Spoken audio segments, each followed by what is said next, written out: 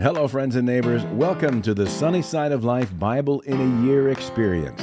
Join me each day as I read the Bible from start to finish. I'm reading from the Life Application Study Bible, New Living Translation, published by Tyndale House Publishers. I pray this daily reading will bless you as much as it does me. So let's get started. September 14th, Daniel, chapters 1 through 3. During the 3rd year of King Jehoiakim's reign in Judah, King Nebuchadnezzar of Babylon came to Jerusalem and besieged it. The Lord gave him victory over King Jehoiakim of Judah and permitted him to take some of the sacred objects from the temple of God. So Nebuchadnezzar took them back to the land of Babylonia and placed them in the treasure house of his God. Then the king ordered Ashpenaz, his chief of staff, to bring to the palace some of the young men of Judah's royal family and other noble families who had been brought to Babylon as captives. Select only strong, healthy, and good-looking young men, he said. Make sure they are well-versed in every branch of learning, are gifted with knowledge and good judgment, and are suited to serve in the royal palace. Train these young men in the language and literature of Babylon. The king assigned them a daily ration of food and wine from his own kitchens. They were to be trained for 3 years, and then they would enter the royal service. Daniel, Hananiah, Mishael, and Azariah were 4 of the young men chosen, all from the tribe of Judah. The chief of staff renamed them with these Babylonian names. Daniel was called Belteshazzar. Hananiah was called Shadrach.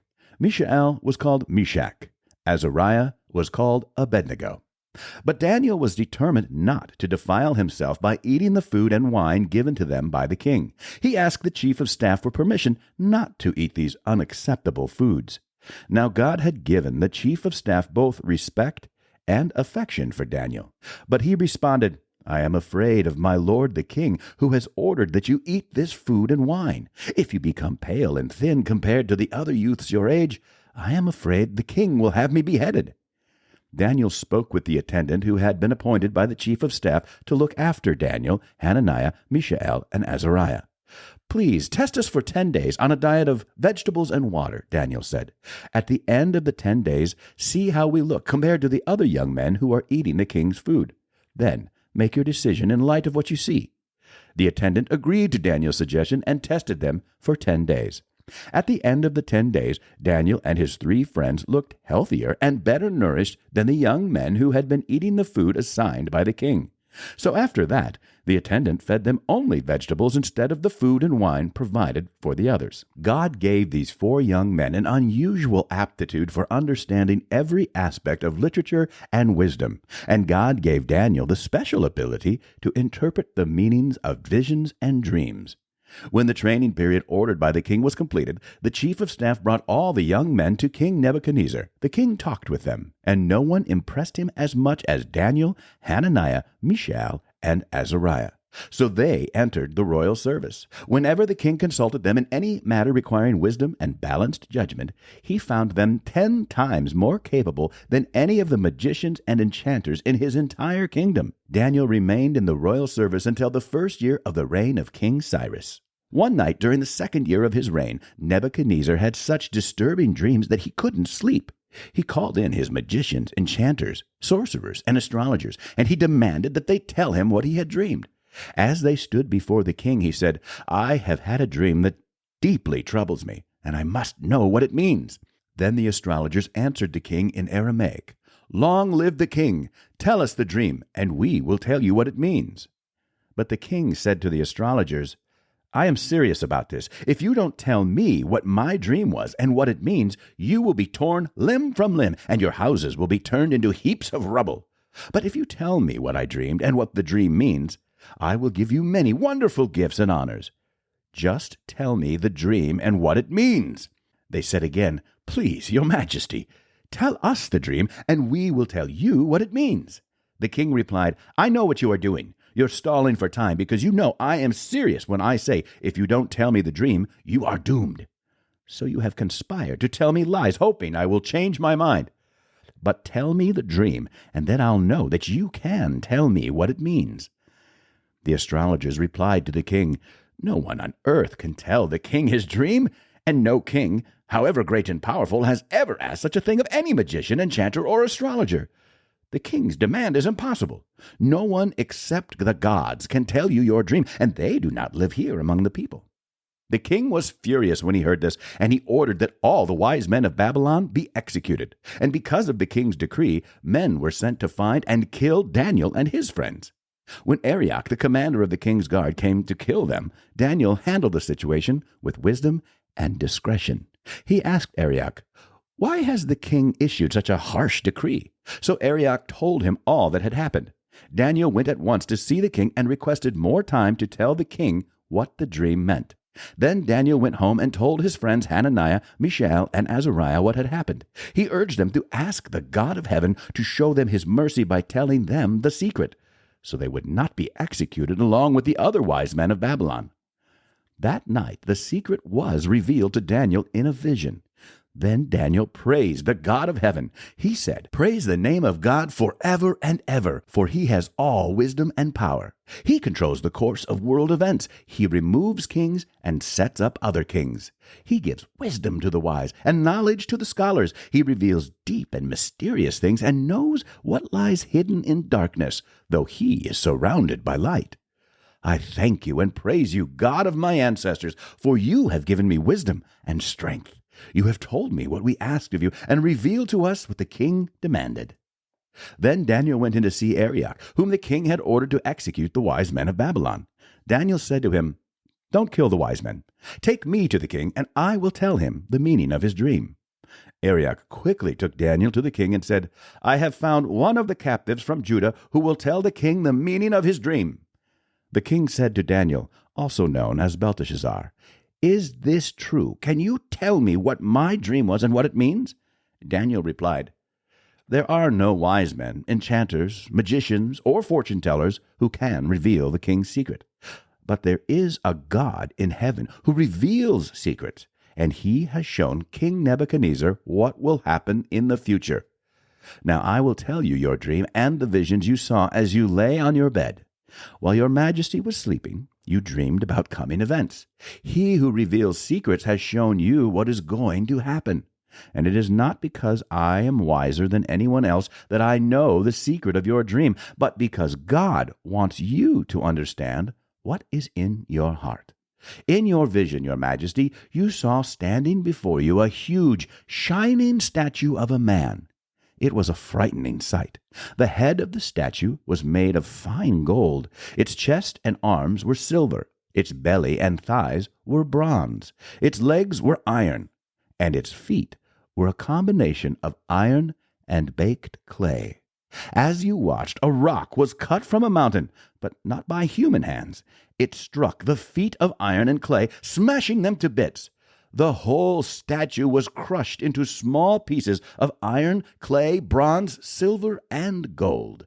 Then the wind blew them away without a trace, like chaff on a threshing floor. But the rock that knocked the statue down became a great mountain that covered the whole earth. That was the dream. Now we will tell the king what it means. Your Majesty, you are the greatest of kings. The God of heaven has given you sovereignty, power, strength, and honor. He has made you the ruler over all the inhabited world and has put even the wild animals and birds under your control. You are the head of gold. But after your kingdom comes to an end, another kingdom, inferior to yours, will rise to take your place.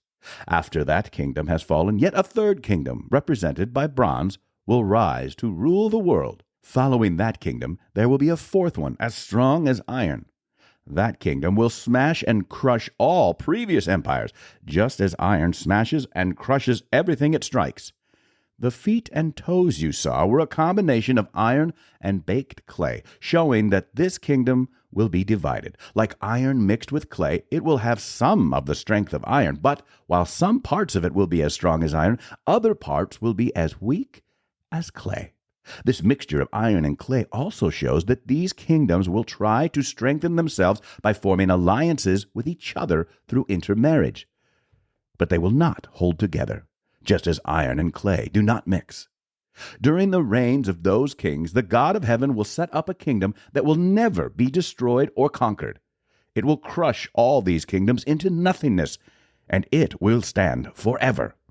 That is the meaning of the rock cut from the mountain, though not by human hands, that crushed to pieces the statue of iron, bronze, clay, silver, and gold.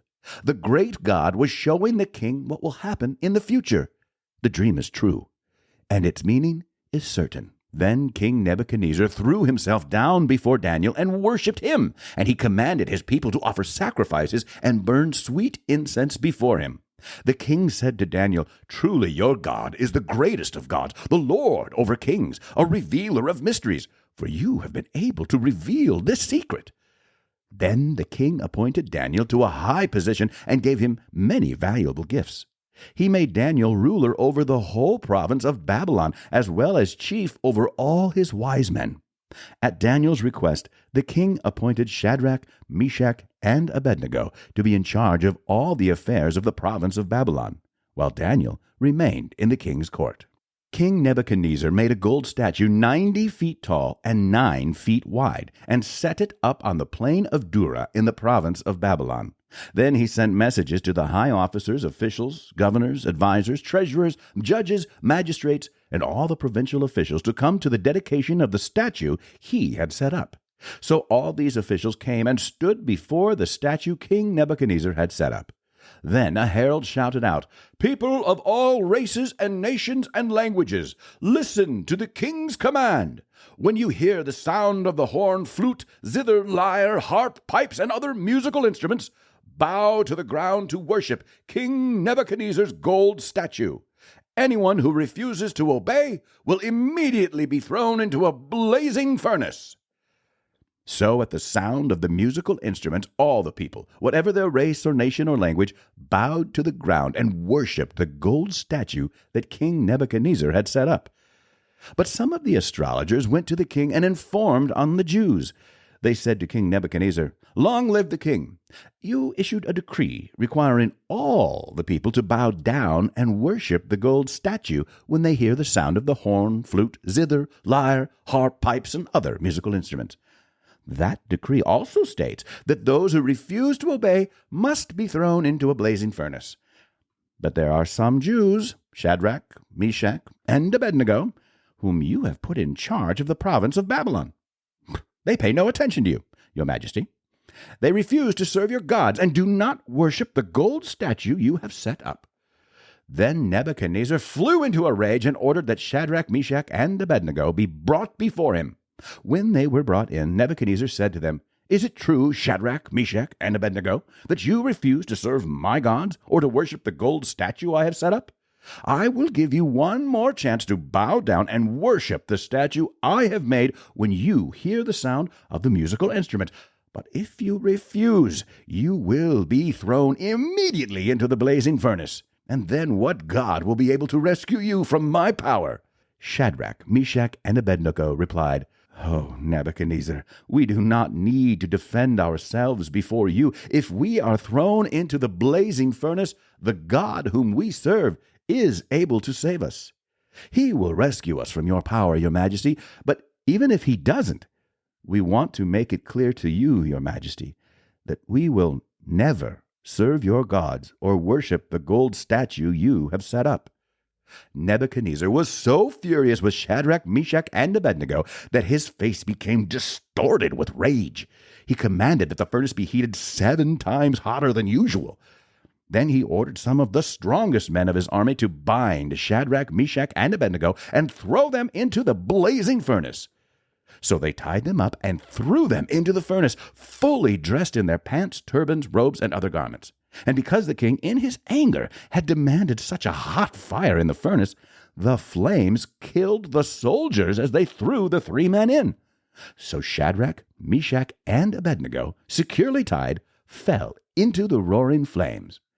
But suddenly Nebuchadnezzar jumped up in amazement, and he exclaimed to his advisers, "Didn't we tie up 3 men and throw them into the furnace?" "Yes, your majesty, we certainly did," they replied. "Look," Nebuchadnezzar shouted, "I see 4 men, unbound, walking around in the fire unharmed, and the 4th looks like a god."